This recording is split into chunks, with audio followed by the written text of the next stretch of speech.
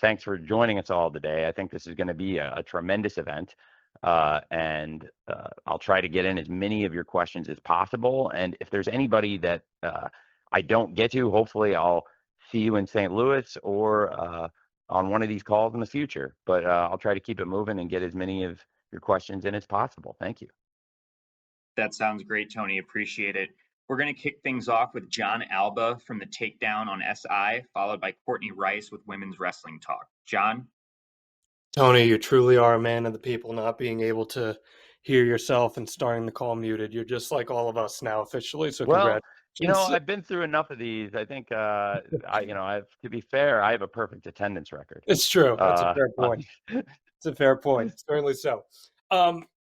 You are someone who so traditionally have been stuck to the parameters of contracts, very specific with making sure that you're not dipping your toes into contracted talent or someone who might be under contract with someone else. The Andrade news is dominating the headlines today. It seems like he was probably set up for a match at WrestleDream. He's disappeared from TV. Wrestling Observer just reported a few minutes ago that TKO has 1-year non-competes in some of these contracts where a talent is let go for cause. What kind of comment can you share on Andrade's status with AEW and where the situation currently stands? Well, I would echo sentiments I had said at World's End 2023 when Andrade initially left a few years ago. And I would say that I have a ton of respect for Andrade El Idolo. I think he's an amazing wrestler. And I think that when he left in 2023, it was on a very high note. Just to reiterate everything I said at his departure a few years ago, and I still feel that way. And I think Andrade is a great wrestler, and I'm excited to see what's next for him. And I would leave it at that. And is there any other follow-up you might have about anything else? Sorry, I was getting unmuted. Thank you. Yeah, sure. Now the shoe's on the other foot, my friend. Well, no, but I mean, was Andrade under contract as you understood it, and were you aware of any potential non-compete at play here? Yeah, I would just echo the sentiments again. When Andrade had initially left in 2023, I have a ton of respect for him. And I'm saying as much as I can say about it, but I appreciate you asking, and I am excited to see what's next for Andrade. And again, this is somebody that I think is just an incredible wrestler. I really enjoyed working with in the past, and I'm excited to see what's next for him. Thank you for asking. Thank you, Tony. Courtney Rice with Women's Wrestling Talk is up next, followed by Bill Pritchard with WrestleZone. Courtney? Can you guys hear me? Yeah, hey. Oh, awesome. And also, so sending well wishes to you, Tony, because I know you have a busy weekend of traveling with St. Louis and London on Sunday for the Jaguars. My question is actually going to be focused on Jamie Hayter versus Tekla, because this is the first time since 2022 since we had two women one-on-one with nothing involving both championships. And this is actually a special treat given the fact Tekla and Jamie Hayter has building this up for months. And also there has been a little bit of concern on adding a lot more women's matches to the pay-per-view cards, because mostly it's been one match or two match in the last couple months. And my question to you is regarding Jamie Hayter and Tekla. Is it possible that we do see an increased presence of women's matches, specifically non-title matches, in the upcoming future pay-per-views later on this year, along with a possibility of a women's blood and guts match in November? Yeah, absolutely. Well, I'm very excited. I think it's very clear that we're heading towards a women's blood and guts match. The show has been announced, the challenge has been made, and I think we'll have to see who's left standing after the upcoming events with AEW WrestleDream this weekend. It's a stacked show.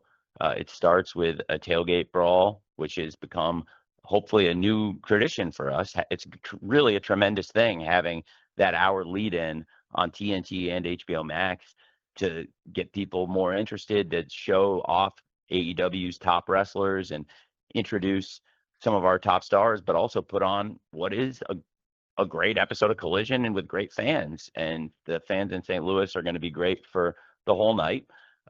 And I'm very excited about really what I think will be start to finish a great event. And that is to say that I think the women and men in AEW are going to put on a great show. I think the women have been having a tremendous year, and I'm really proud of what the women's division in AEW has done in 2025.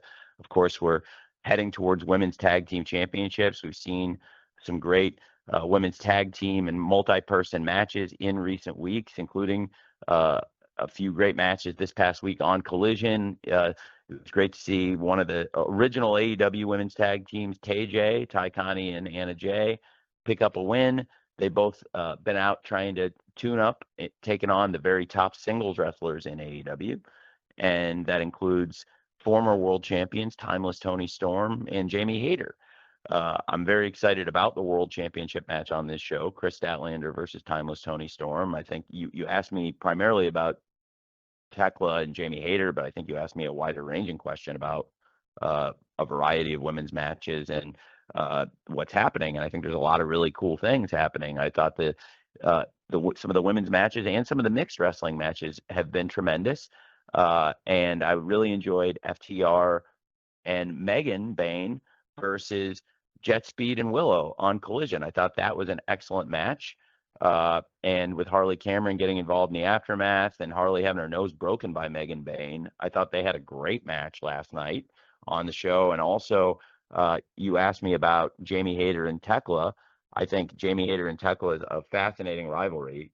Of course, earlier this year, Tekla arrived in AEW attacking Jamie Hayter. So as you mentioned, we've been building towards this match for a long time. Jamie Hayter was out injured, and Tekla has been dominant in AEW. She's never been pinned, and Tekla's taking on one of the greatest stars we've had in AEW, Jamie Hayter, who's having a great comeback year. It's been awesome having Jamie Hayter bounce back from injury and be back with us here in AEW.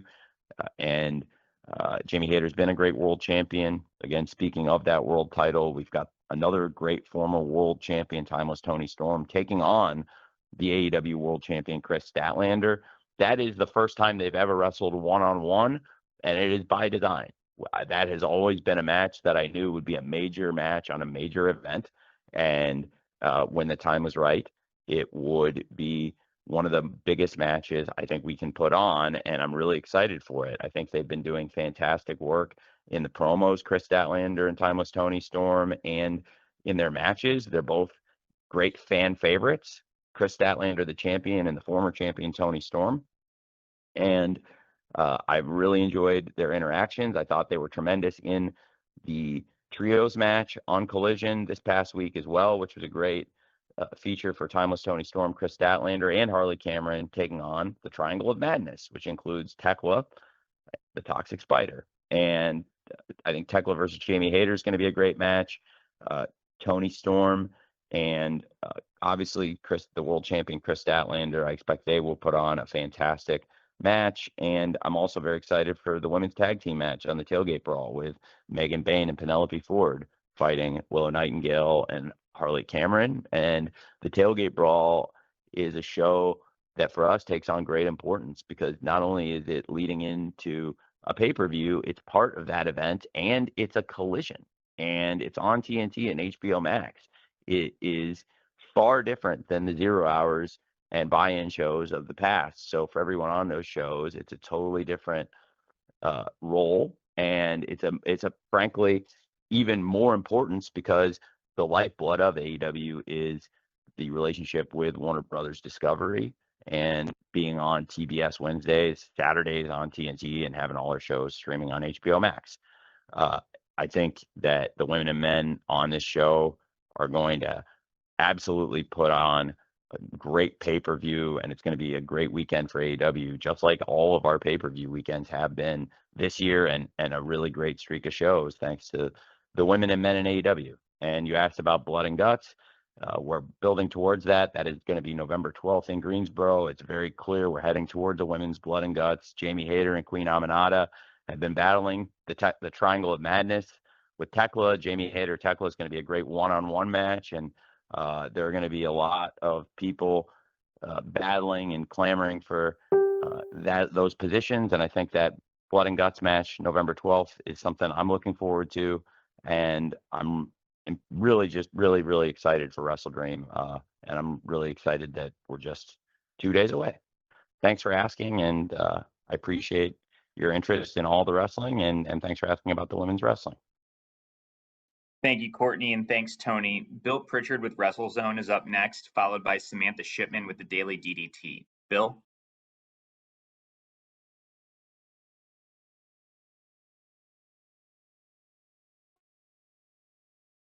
Hey, Bill, can you go ahead and unmute your line, please?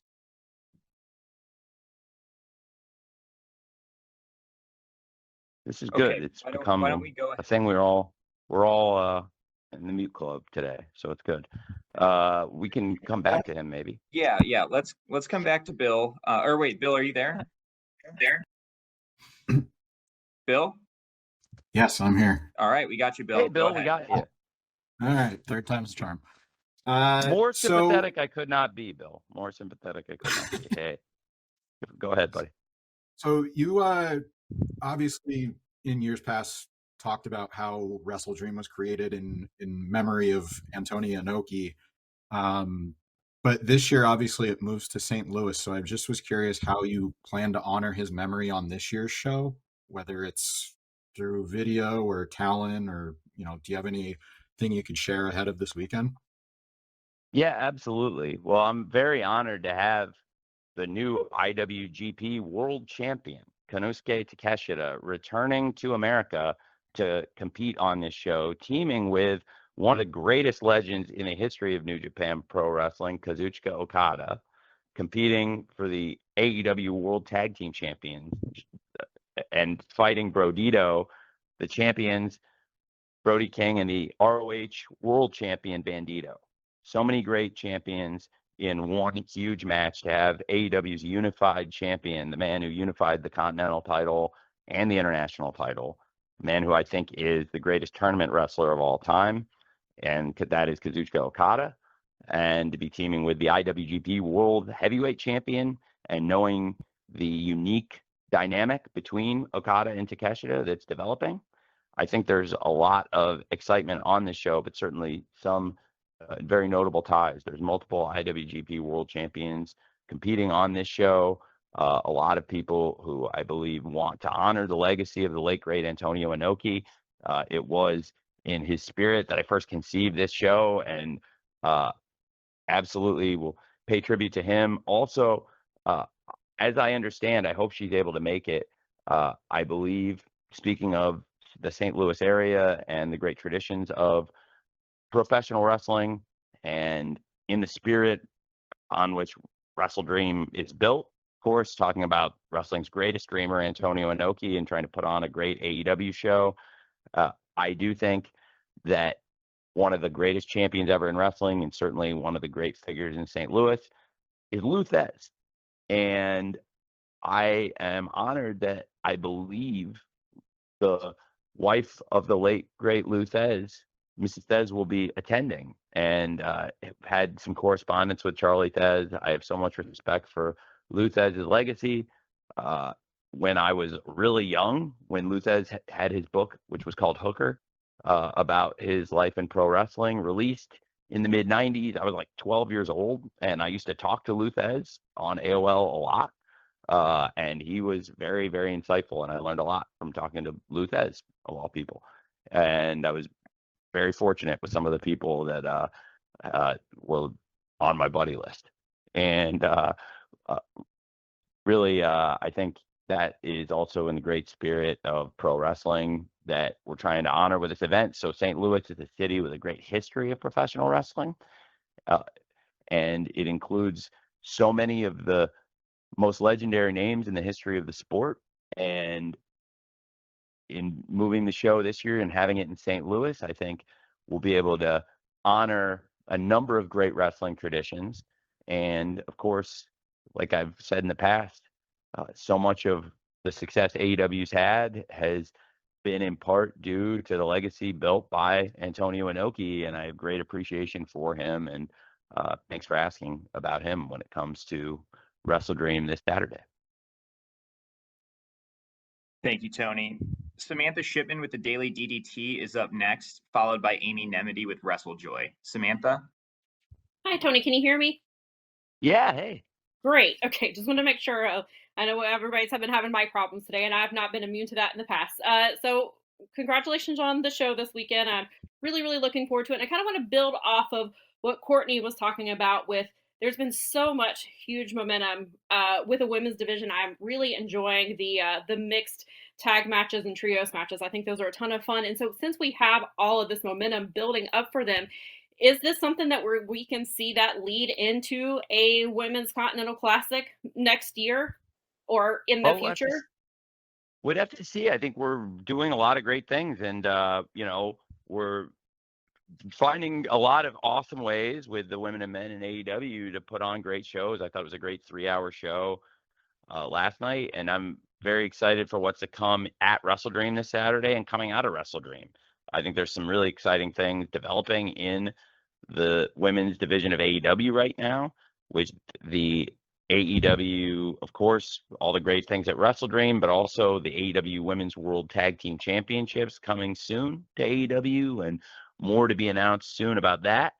And then the Women's Blood and Guts match, which we're building towards. And there's a lot of great anticipation for that. And then coming out of that, at some point, that I think would be a very interesting thing to try. So we'll keep working and having, I think, what has been the best year so far. And I think we're well on our way to making 2025 start to finish the very best year AEW's women have ever had. And I think start to finish the best year we've had.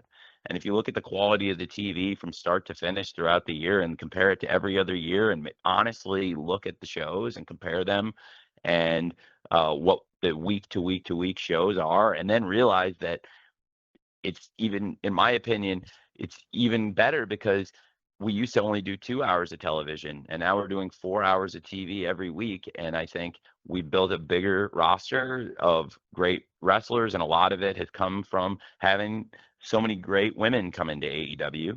And the quality of the women's wrestling in AEW is absolutely the highest it's ever been right now. And I'm very excited about the matches at WrestleDream and the upcoming tag team tournament, Blood and Guts, and then we'll keep building from there. And that could be another great idea potentially in the future. Thank you. Thanks, Samantha, and thanks, Tony. Amy Nemedy with WrestleJoy is up next, followed by Dominic D'Angelo with Brass Ring Media. Amy? Hi, Tony. Can you hear me? Hey, yeah. Hi. So all of my questions about the women's division have already been asked, which is fantastic. So I'm going to switch gears here and talk to you about Jon Moxley and Darby Allin's I Quit match. So there was an incredible cinematic vignette on Dynamite this week where Jon Moxley spoke forebodingly about Darby Allin not just fighting his opponent, but fighting his ghosts. Interestingly, Mox and Darby have been interwoven together from the very beginning of AEW, fighting and tagging together since 2019. Back then, Jon Moxley talked about his ghost that he was fighting and related this to the kinship that he had with Darby Allin. At one point, he even begged Darby to know when to lay down, stay down, effectively knowing when to quit. Can you talk about their shared history over the time in AEW and how they've diverged so greatly over the last couple of years as we head into this I Quit match between them at WrestleDream? Yeah, I'm really glad you asked. I'm so excited for the I Quit match at WrestleDream. I think it's going to be absolutely fantastic. And it's a match I've wanted to see for a long time. And these two have been on a collision course for the I Quit match at WrestleDream ever since Darby Allin came back from Mount Everest and got involved at All In Texas. And I think even long before that, we were heading towards this when things got so violent between Darby Allin and the Death Riders at the end of last year. And there's, as you said, it's a great summary of a lot of the history that you just said.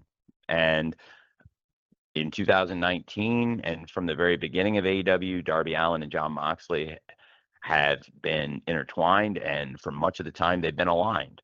And at the start of AEW, they were two of the top fan favorites.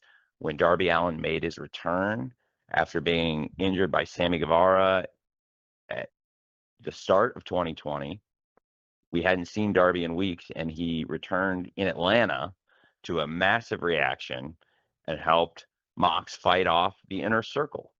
And it has been a lot of great matches and a changing relationship. It was a friendship, I think. And they're two of the most unique people I know in pro wrestling. And I'm very proud to work with both of them. I would count them on one hand with the people I respect the most in the world, both of them. And to know how much they put into pro wrestling and the commitment they put into it and the mind they have for pro wrestling, in many ways they are, I think, similar, and yet the differences between them have never been more apparent than in the past year. And divergence is a great word, and it's a word that you used in asking the question. And I think that's a fantastic way to say what's happened between Jon Moxley and Darby Allin, a divergence. And a lot of it happened when Jon Moxley betrayed Bryan Danielson. And I think Darby Allin totally changed how he looked at Jon Moxley. And it was very clear at WrestleDream 1 year ago that this relationship changed completely. And to see Darby Allin's reaction at the end of AEW WrestleDream last year and see how far this has come and know that we're having the Mox versus Darby Allin I Quit match, and understanding from being around them mostly every single week for the past several years, other than very few exceptions where either of them has been away, because usually these are guys that come to all the shows and are there from the very beginning to the very end. They're two of the hardest working people, two of the most unselfish people I've ever worked with, yet their philosophical differences have driven them apart. And I think that as a fan of pro wrestling and as a promoter of AEW, looking at this both professionally and as just somebody who really, really loves wrestling, I'm really excited about this. And I would say that I thought you did an excellent job in the question, looking back to the history of Darby Allin and Jon Moxley. And I thought that the two of them did a fantastic job elaborating on that and emphasizing it in their interviews last night. Even though Darby Allin's unplanned appearance at DC Comic Con made waves, it ended up being a really great thing for the company. We have built a great relationship with the greatest studio in all of comics, and the brand has created the greatest superheroes of all time and is red hot right now and is partnering with AEW, and being able to work with DC is something so special. And I was so proud to be sitting next to Jon Moxley at the AEW and DC panel at New York Comic Con and have Warner Brothers Discovery plan this event with us, put this on. And on the one hand, Darby Allin breaking in and storming the event, taking it over, and not only disrupting the panel, but also effectively causing a huge brawl, attacking Jon Moxley, breaking a glass water pitcher over his head. It was all crazy stuff. And on the surface, in most businesses, maybe things like that in some companies might be, in some enterprises, in some industries, frowned upon, but not in professional wrestling. That was awesome. And I was really proud to be a part of it that day, just to watch as the fans soaked it in, and to see AEW on such an important platform working with some of the most important partners you could possibly imagine, with the cream of the crop, with having this lifeblood partnership with Warner Brothers Discovery, and then knowing what a powerful engine DC and the DC universe is to Warner Brothers Discovery, and having AEW included, having comic books with AEW stars linked with DC top stars and some of the top heroes in all of DC. These are huge things. And then to have Darby break in there, if it was a lot of other kinds of businesses, maybe something like that wouldn't be what they'd want. But in AEW and in pro wrestling, we love that. The fans love that. And thankfully, everybody at DC and Warner Brothers love that. So I think that going forward, there's going to be a lot more opportunities for AEW. And thanks to the great wrestlers, and thanks to Jon Moxley, who was planned to be a part of the panel, and Darby Allin, who arrived and created a great moment at the panel. AEW's having a lot of incredible things happening in 2025. I think we're having our best year of pro wrestling on TV and pay-per-view, and we're also opening really important doors. And speaking of opening doors, I think these two open doors back to, as you said in your great question, back to 2019, looking back to their history in that fantastic interview segment from last night. If you haven't seen it yet, it's over 6 minutes. It's absolutely fantastic television, in my opinion. And everybody has different tastes, but it's about trying to appeal to as many fans that are going to embrace your wrestling and put on a wrestling show that you can look in the mirror and be proud of, and know that the fans are going to be proud to watch and proud to be wrestling fans when they watch it. And that's how I feel about this year with AEW, the pay-per-views, and doing 52 weeks of shows, 2 shows a week. I do think this has been the most consistent run with strong episodes throughout the year.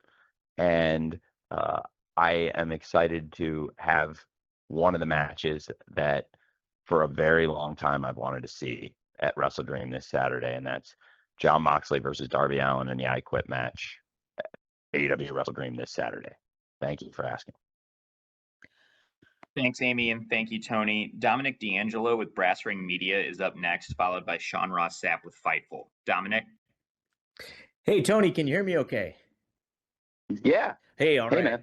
I'm not part of the mute club, unfortunately. I thought it's pretty cool. I always like that Luthez story that you have. I think that's awesome. But I wanted to ask you about, there's reports about like that there was potentially a developmental training facility for AEW in the works, and it reportedly got scrapped maybe in Asheville, North Carolina.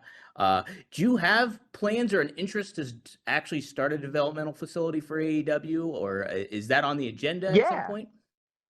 Yeah, I am interested, and it's something I've talked about. I was kind of surprised to see the report because I'm still interested in that. And I would say it's one of those things where you read something and there's a lot of truth to it, but then, when you're around the situation sometimes and you see something reported, sometimes you say, okay, well, that's part of the story, but not the whole story.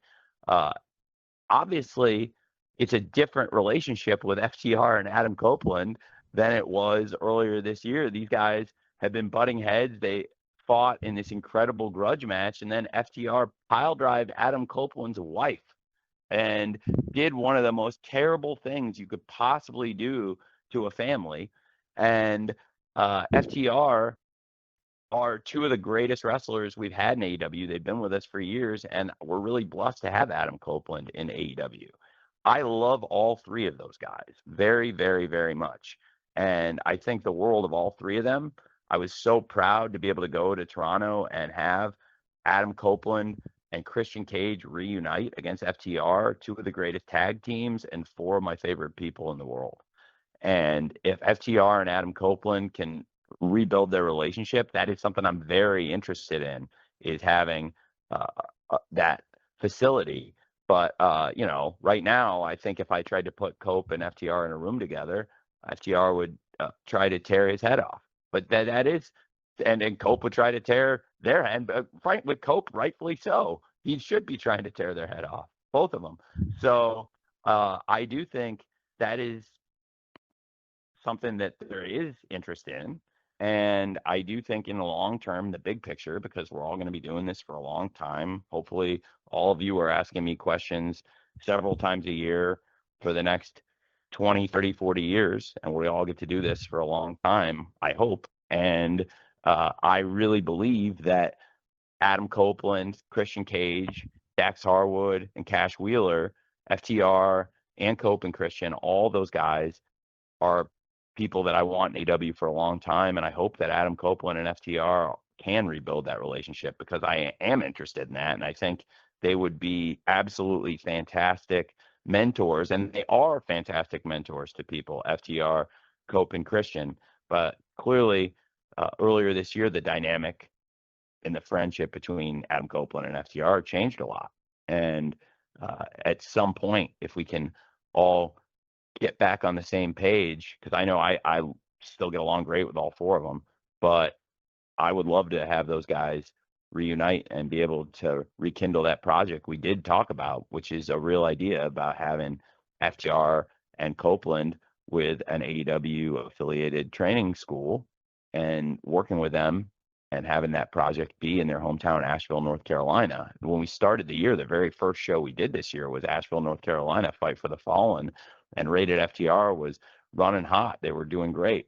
And then not long after, early this year, just a month later, we saw FTR betraying Adam Copeland.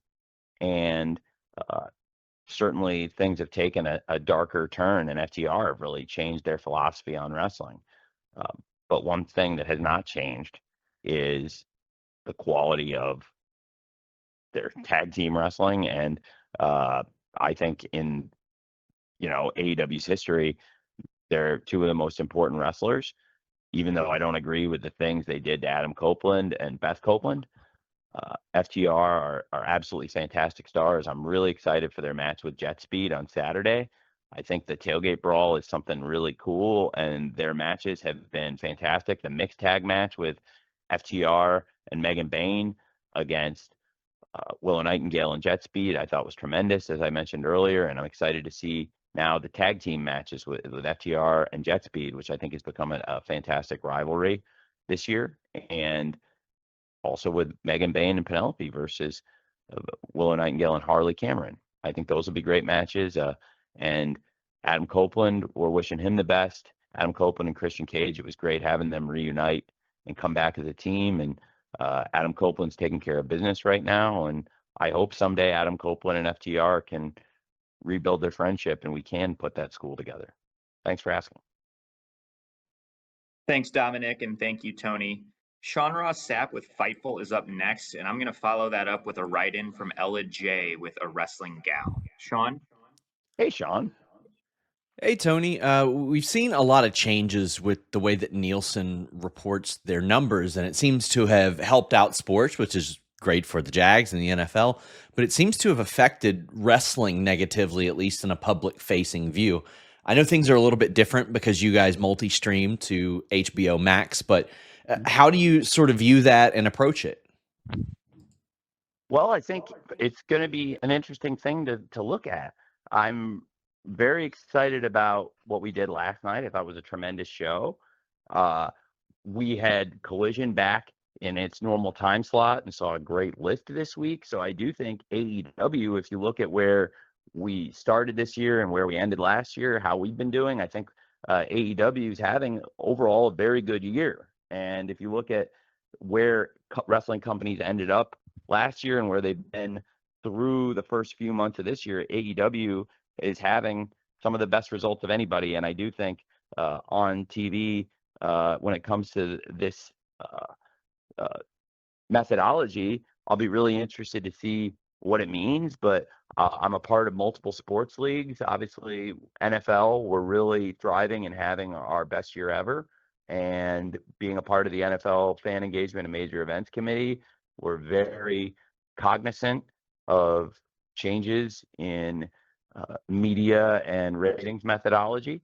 So I am going to keep an eye on it. I think it's a very new system, and I think it's really interesting to see the differences and try to learn from them. And that's what really business and Enterprise is all about is adapting to the environments, and AEW historically has done really well at adapting.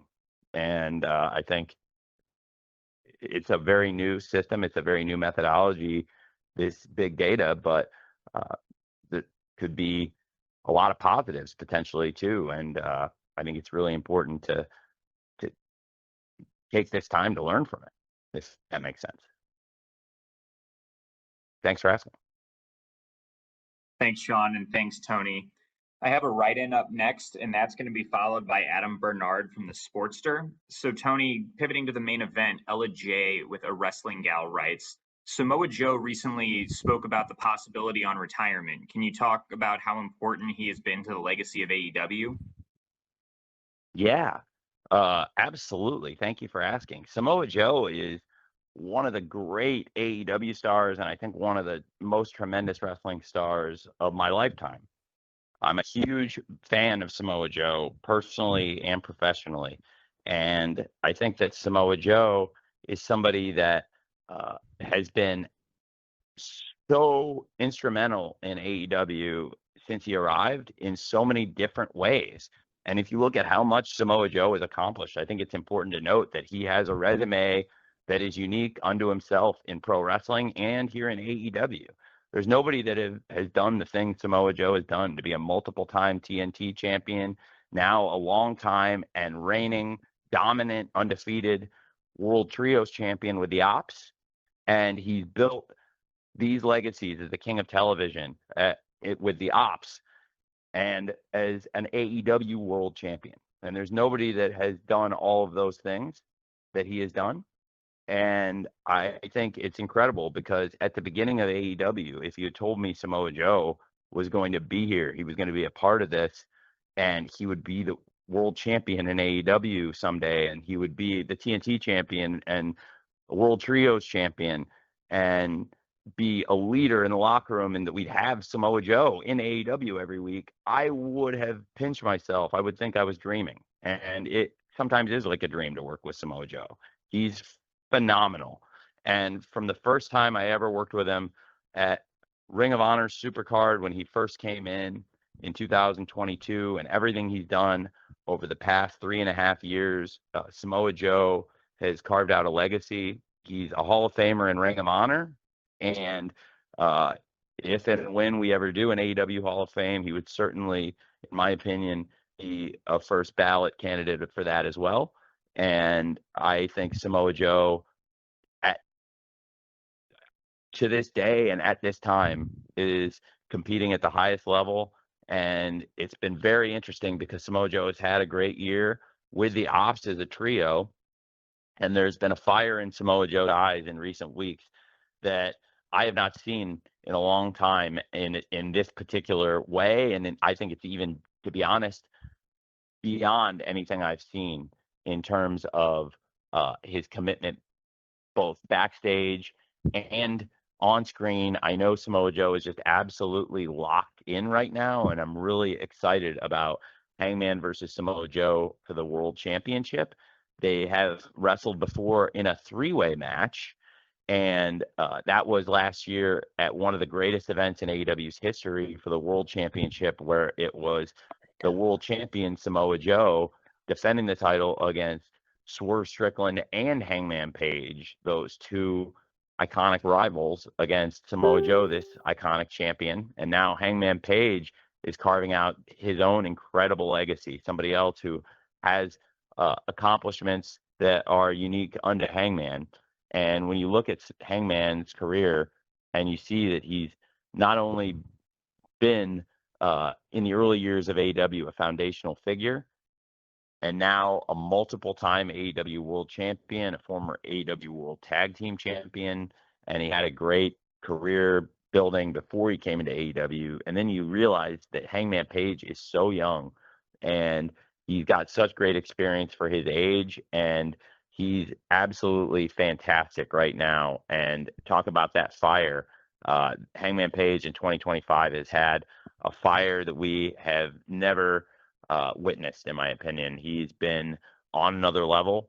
And since the year started, when he had that unhinged performance in Cincinnati against his friend Christopher Daniels in the Texas Death Match that effectively ended the wrestling career of Christopher Daniels, the Fallen Angel. Hangman Page has taken a turn, and I think he has always been one of the most fascinating people in AEW and one of the most compelling people. He regained his connection with the fans. He always had a powerful link with the fans, but he regained, I think, that fan favorite status, and it was cemented as the year went on, and it became clear that Hangman Page is a good guy.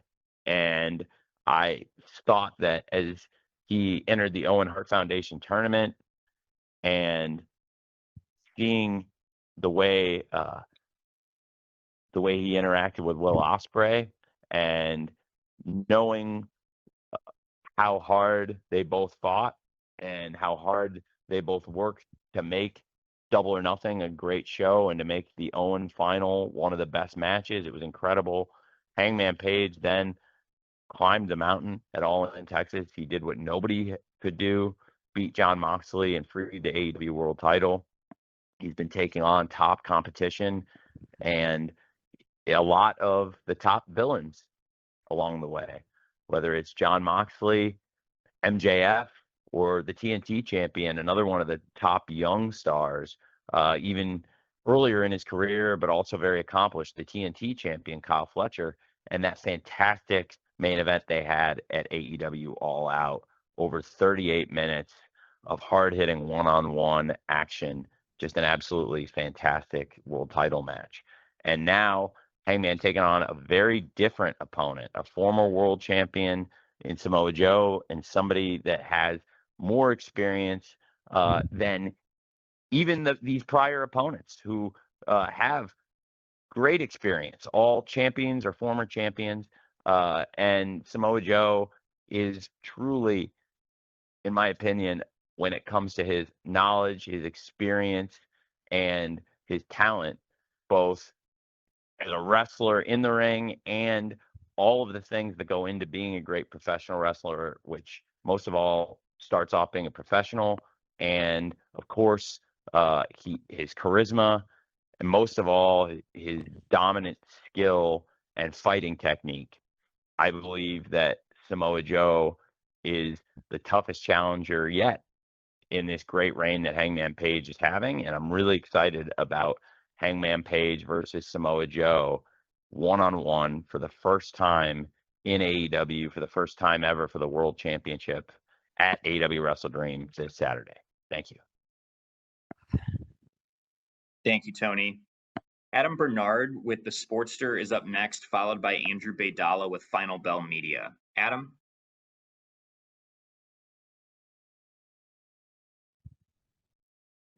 Adam, you have to unmute your line, please. Can you guys hear me? Yes. Yeah, I hear you now. Perfect. Sorry, it seems like everybody's having that problem. Glad to be a part of the cool kids crowd there. So, hey Tony, Yeah, thank you. today's if muting your phone is cool, consider me Miles Davis. I appreciate that you said that so much because that was going to be my follow-up. So thank you, Tony. I hope you're well, sir. Great to hear from you. I wanted to ask you about Kota Ibushi. Obviously, that injury that he suffered at Collision was very, very tremendously awful. How difficult was it to pivot from any plans that you had involving Ibushi moving forward? And also, I wanted to ask if there was any update on Swerve Strickland's injury recovery timetable and his return to AEW. Those are both great questions, and I will take them in that order. So you asked about Kota Ibushi first. That was devastating for many reasons. I am very excited and proud to have Kota Ibushi in AEW, and he came back this year, and in the summer, I was really excited to have Kota Ibushi versus Kazuchika Okada on Dynamite 300. And I thought this was such a phenomenal main event for Dynamite 300 because they both embody the spirit of pro wrestling that AEW is all about. Yet at the very beginning, they were untouchable for us, and it would have been unthinkable to have a match such as Kota Ibushi versus Kazuchika Okada, or specifically that match, Okada versus Ibushi, it would be unthinkable to have that match at the beginning of AEW. And they did so fantastic in every way. That was a fantastic 300th episode of Dynamite with a great crowd, and they did a great number in the main event, bringing the show up and bringing in new fans, bringing in a lot of women watching the show in the main event, and doubling a lot of the other segments in the show and women for Kota Ibushi versus Kazuchika Okada. And I've always been a fan for many, many years. For 15 years, I've been a fan of Kota Ibushi. I think when you talk about Kota Ibushi, you inevitably, when you talk about his career, very quickly you're also going to talk about his longtime tag team partner, his closest friend, the legendary Kenny Omega. Happy birthday to the great Kenny Omega. And I'm very, very sad to see Kota Ibushi not being able to wrestle and compete. Absolutely, Kota Ibushi was planned to wrestle on WrestleDream, and the injury was devastating and have had to make changes in recent days accordingly. But Kota Ibushi is absolutely somebody will be excited to have back in AEW if and when he's ready. And I'm very sad about his injury. Absolutely, I was excited for his return. We had gotten his new visa, and I was so excited to have Kota Ibushi back, and to have Kenny Omega and Kota Ibushi together in Daly's place and sit in the office with them was a dream come true. And we were having such a great day, and it was just really sad to have Kota Ibushi's injury happen, and I feel terrible for him. And of course, I feel bad for the great fans of Kota Ibushi who support him. And most of all, I feel terrible for Kota, who had to deal with this crazy injury. And we're all behind him, supporting him, wishing him the best. I went to see him in the hospital, and I really felt, to be honest, that he was in great spirits. And considering how much pain he had to be in and how huge of a setback this was to a legendary pro wrestler, one of the great wrestlers of this era, in my personal opinion, who was having an amazing comeback year and was somebody that I had earmarked to be a big part of AEW this year. And I wish Kota Ibushi could be a big part of AEW throughout the rest of 2025, but whenever he is able to return, which he says he wants to come back, then I'll be very, very happy to have Kota Ibushi back in AEW. And then speaking of our great wrestlers and some people that have been out injured, you asked me about former AEW World Champion Swerve Strickland. Swerve Strickland's somebody that we absolutely love here in AEW. He's accomplished so much and has been a part of some of the greatest matches, some of the greatest singles matches, and this year also one of the greatest tag team matches we've ever had, teaming with Will Ospreay versus the Young Bucks in a match that bore great consequence and still of which we feel the ramifications on AEW television to this day. And Swerve Strickland, as a former world champion, a former world tag team champion, one of the great AEW stars, is somebody that absolutely we're tracking his progress and eager to have him back. I definitely think Swerve will be back long before Kota Ibushi.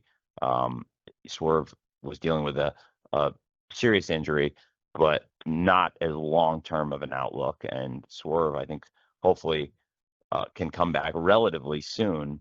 And, you know, it's not the kind of situation where you'd expect him to be out for a year or more than a year or anything like that. Thankfully, Swerve, it's a shorter timetable. I can't say exactly when because I'm not a doctor, and also I don't want to put words in his mouth for where he's at in the healing. But based on the conversations I've had, and even today tracking on that, I think he's on a good pace.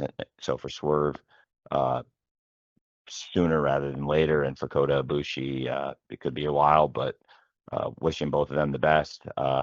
And I just saw Swerve, of course, at New York Comic Con with DC as part of that great partnership between AEW and DC Comics.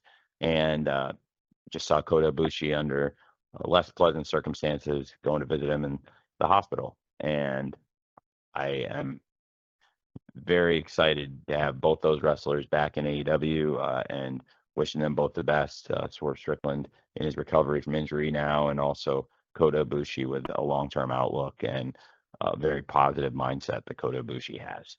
Thanks for asking about both those great wrestlers. Thanks, Adam, and thank you, Tony.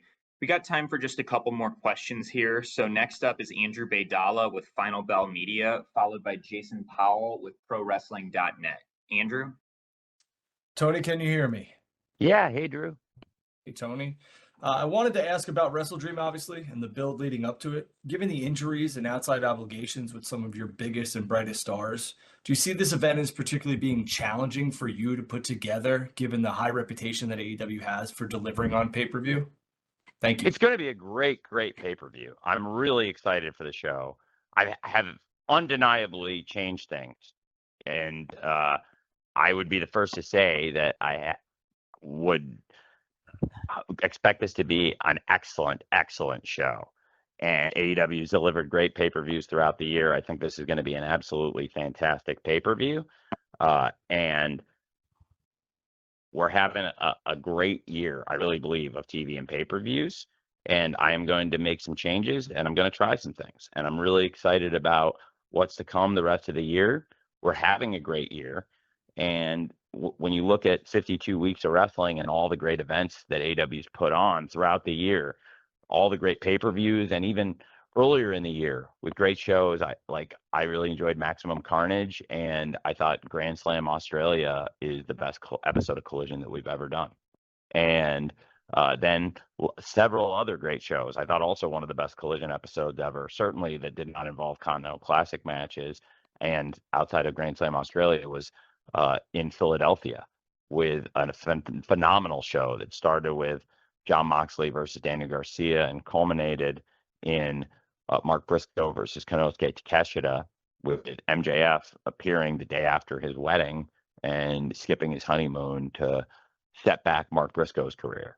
And I am really, really excited about AEW WrestleDream. I think it's going to be a fantastic, fantastic show. Of course, as I was just talking about, there are some changes. I've answered some questions related to some things that I'm going to do differently. I just got asked about Kota Ibushi. Absolutely. I was really eager to have Kota Ibushi participating in AEW WrestleDream. When you talk about the great legacy of wrestling in Japan and the great stars from Japan, you have to talk about Kota Ibushi, in my opinion. And he is somebody that absolutely, whenever he's ready, we want him back in AEW. And, that was a more recent thing. And then we've had some other injuries and changes along the way. Yet I think this is going to be much like AEW when we adapt and make changes. We have a great track record, and there's a lot of great wrestling left this year. I'm really excited for the remaining pay-per-views, and I think it all is happening this Saturday at AEW WrestleDream, and it is going to set the stage for what is going to be a great final quarter to what I think has been, start to finish, in my opinion, our best year of AEW 2025. Thanks for asking, Drew, and I'm really excited for the show this Saturday. Thank you, Andrew, and thanks, Tony. We're going to wrap things up with Jason Powell from ProWrestling.net. Jason? Hey, Tony, can you hear me? Yeah, hey, Jason. Hey, I don't know if you want to answer this question, so I do have a fallback just in case, but will there be more than one blood and guts match this year? That's a great question. I appreciate that, and that is a very insightful question. I think I will say that this, we've always had great success, and there are some rivalries in the AEW men's locker room that are really bubbling and getting very interesting.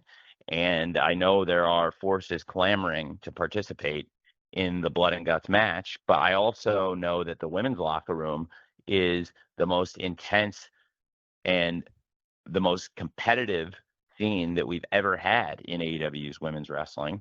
And we are absolutely, I believe, heading towards where both the women wrestlers and the men's wrestlers we'll be settling issues in blood and guts, and without committing exactly who and when and where and what, I think we are building towards those things. And our women's locker room has already put out a challenge, and I am very responsive and excited about that. So yes, I do think that that is something that we could aspire to, is having blood and guts men's and women's matches, which I think everybody in AEW would be excited to have, and for many reasons would make for a very compelling and exciting event. And yeah, I think that would be tremendous. I think also when you look at the marketing of it, and even things such as the setup, which is a very different setup than other shows, and what it entails, I think it's going to be a great event, November 12th. And certainly the makings are there to have some great blood and guts matches. And on the women's side, the challenge has already been